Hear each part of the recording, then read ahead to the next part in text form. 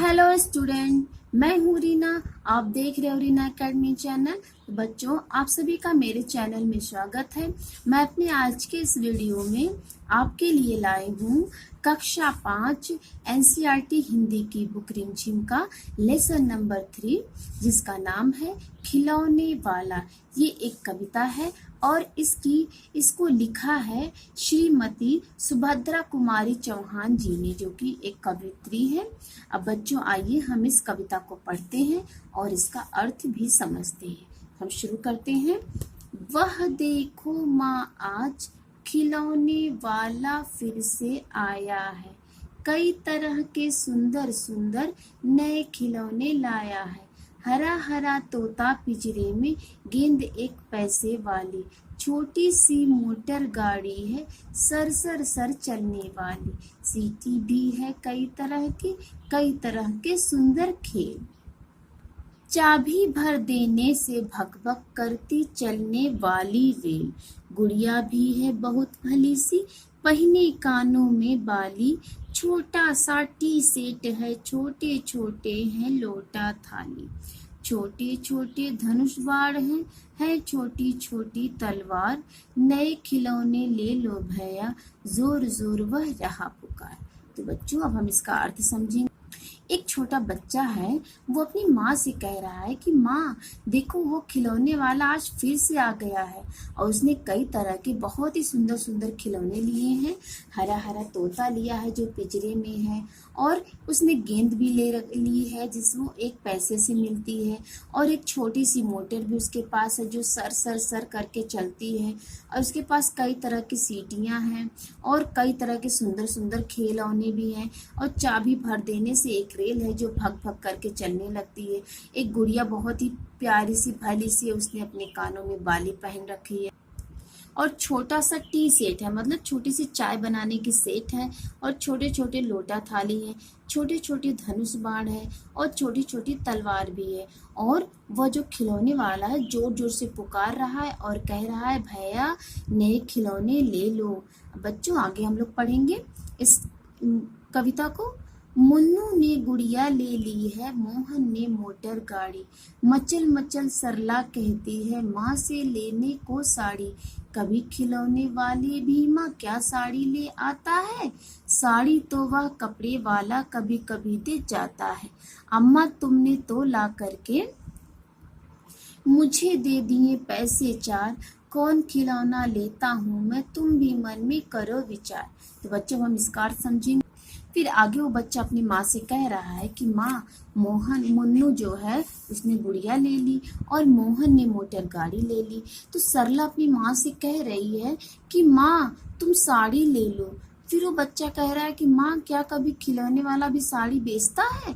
साड़ी तो वो कपड़े बेचने वाला कभी कभी आता है और देकर जाता है।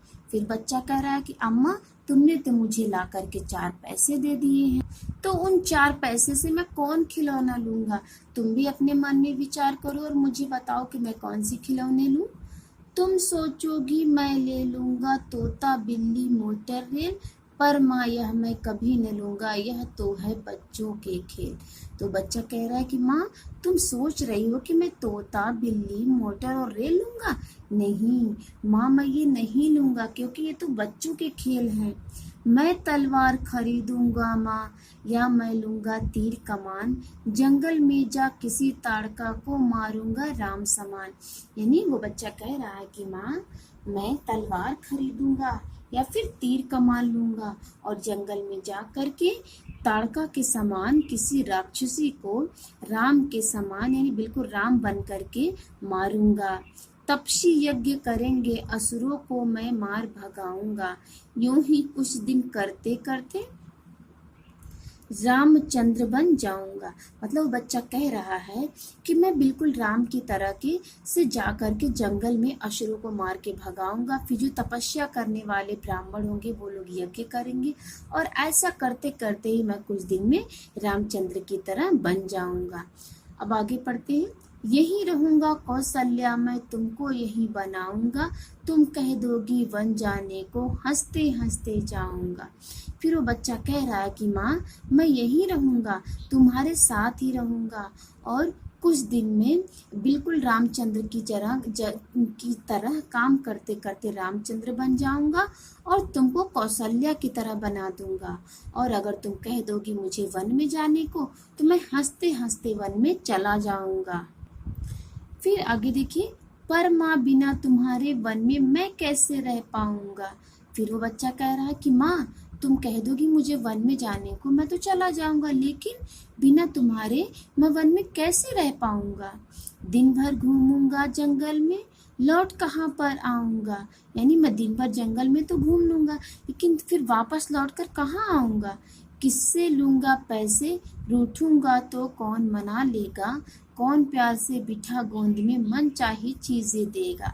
फिर वो बच्चा कह रहा है कि मैं रूठूंगा तो मुझे कौन मनाएगा, और मैं किससे पैसे लूंगा, और कौन मुझे अपनी गोद में बैठाकर प्रेम से मेरी मनचाही चीजें देगा। तो बच्चों ये रही कविता और कविता का अर्थ। तो इस कविता से बच्चों हमें क्या सीख मिलती है, हमें यही सीख मिलती है कि हमें बिल्कुल रामचंद्र जी की तरह बन करके अच्छे अच्छे कार्य करना चाहिए, जिससे सभी का भलाई हो और अपनी भी भलाई हो। तो ये रही कविता और उसका अर्थ। अब आगे हम इसकी एक्सरसाइज करेंगे। कविता और तुम्हें किसी न किसी बात पर रूठने के मौके तो मिलते ही होंगे। तो इसमें प्रश्न है, अक्सर तुम किस तरह की बातों पर रूठती हो। इसका उत्तर होगा अपनी मनपसंद की चीजों के न मिलने पर या फरमाइशों के पूरी न होने पर हम रूठते हैं। अगला प्रश्न है, माँ के अलावा घर में और कौन कौन है जो तुम्हें मनाते हैं। इसका उत्तर होगा माँ के अलावा घर में दादा दादी और दीदी हमें मनाते हैं। तो बच्चों ये रहा क्वेश्चन। बच्चों इसमें नेक्स्ट है, हम ऐसे कई त्योहार मनाते हैं जो बुराई पर अच्छाई की जीत पर बल देते हैं। तो ऐसे त्योहारों के बारे में, उनसे जुड़ी कहानियों के बारे में पता करो, कक्षा में सुनाओ। तो बच्चों आप लोग जो है रावण की कहानी जो रामचंद्र की है, दशहरे की, उसको जो है अपनी कक्षा में सुना सकते हो, और होलिका की कहानी अपनी कक्षा में सुना सकते हो। ठीक है बच्चों, तो आप अपने घर में अपने माता पिता से कहानी सुन करके अपने कक्षा में सुनाइए। और तुमने रामलीला के जरिए या फिर किसी कहानी के जरिए रामचंद्र के बारे में जाना समझा होगा, तुम्हें उनकी कौन सी बातें अच्छी लगी। तो बच्चों इसमें हमें जो उनकी मर्यादा पुरुषोत्तम की बात बहुत ज़्यादा अच्छी लगी। अब नीचे दिए गए भाव कविता की जिन पंक्तियों में आए उन्हें छांटो। खिलौने वाला साड़ी नहीं बेचता, तो ये इसमें किन पंक्तियों में आया है कि कभी खिलौने वाली भी माँ क्या साड़ी ले आता है। देखिए दूसरा है, खिलौने वाला बच्चों को खिलौने लेने के लिए आवाजें लगा रहा है, तो वो क्या कह रहा है, नए नए खिलौने ले लो भैया, जोर जोर वह रहा पुकार। फिर ग है, मुझे कौन सा खिलौना लेना चाहिए, उससे माँ की सलाह चाहिए। तो कौन खिलौने लेता हूँ मैं, तुम भी मन में करो विचार। फिर नेक्स्ट है, माँ के बिना कौन मनाएगा और कौन गोद में बिठाएगा। इसका होगा, रूठूंगा तो कौन मना कर गोद में बिठा मनचाही चीजें देगा। अब देखिए अगला है, तुम यहाँ पर लिखे खिलौनों में से किसे लेना पसंद करोगी और क्यों। तो गेंद लेंगे, क्योंकि हमें पैसे मारकर गेंद खेलेंगे। हवाई जहाज लेंगे, इसको चलाएंगे। मोटर गाड़ी से खेलेंगे, रेलगाड़ी कुछ खेलेंगे। फिरकी को नचाएंगे, गुड़िया को सजा कर उससे खेलेंगे। बर्तन सेट से खाना पका के खेलेंगे। धनुष बाण से बिल्कुल रामचंद्र की तरह धनुष बाण को चलाना सीखेंगे। बल्ला और कुछ और से भी हम खेलेंगे अपने मित्रों के साथ। नेक्स्ट है, तुम अपने साथियों के साथ कौन कौन से खेल खेलती हो। इसका उत्तर होगा, हम अपने साथियों के साथ क्रिकेट, बैडमिंटन, कैरम, फुटबॉल तथा वॉलीबॉल खेलते हैं। ये इसका उत्तर है। अब देखिए, खिलौने वाला शब्द संज्ञा में वाला जोड़ने से बना है।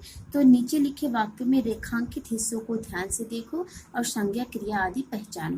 देखिए यहाँ पे पान वाले में पान संज्ञा है, दुकान संज्ञा है और आज सर्वनाम है, बंद जो है ये क्रिया है। और देखिए दूसरे में यहाँ मेरी सर्वनाम है, दिल्ली वाली मौसी बस कंडक्टर है, मतलब मेरी दिल्ली वाली मौसी बस कंडक्टर है, में सर्वनाम जो है मेरी है, और दिल्ली मौसी बस कंडक्टर ये सब संज्ञा है।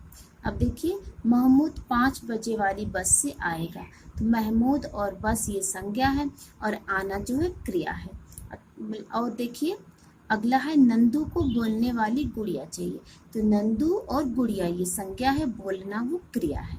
देखिए अगला है दाढ़ी वाला आदमी कहाँ है, तो दाढ़ी और आदमी ये संज्ञा है, कहाँ सर्वनाम है। अब देखिए इस सामान को ऊपर वाले कमरे में रख दो, तो इस जो है सर्वनाम है, सामान और कमरा जो है संज्ञा है। अब देखिए मैं रात वाली गाड़ी से जम्मू जाऊंगी, तो इसमें मैं जो है सर्वनाम है और रात गाड़ी जम्मू संज्ञा है, जाऊंगी क्रिया है। ठीक है बच्चों, अब अगला देखते हैं। इस कविता में तीन नाम राम, कौशल्या और ताड़का आए हैं, तो ये तीनों नाम किस प्रसिद्ध कथा के पात्र हैं, तो ये सब रामायण के पात्र हैं। यही रहूंगा कौशल्या में तुमको यही बनाऊंगा, इस पंक्तियों का कथा से क्या संबंध है, तो इसमें जो है जो राम की माता थी वो कौशल्या थी, इसलिए यहाँ पे इनका नाम आया है। और इस कथा के कुछ संदर्भों की बात कविता में हुई है, अपने आसपास पूछकर इनका पता लगाओ। तब से यज्ञ करेंगे, असुरों को मैं मार भगाऊंगा, तुम कह दोगी वन जाने को, हंसते हंसते जाऊंगा। तो इसका मतलब है कि जो श्री रामचंद्र जी थे वो असुरों को वन से मारकर भगा दिए, इससे ब्राह्मणों को यज्ञ करने में आसानी हो गई। और जो श्री रामचंद्र जी थे वो अपने माता के कहने पर 14 वर्ष के लिए वन में चले गए थे। तो यही जो है इन कविता की पंक्तियों में यही वाक्य आए हुए हैं। ओके बच्चों, थैंक यू, हमारा ये लेसन कंप्लीट हो गया।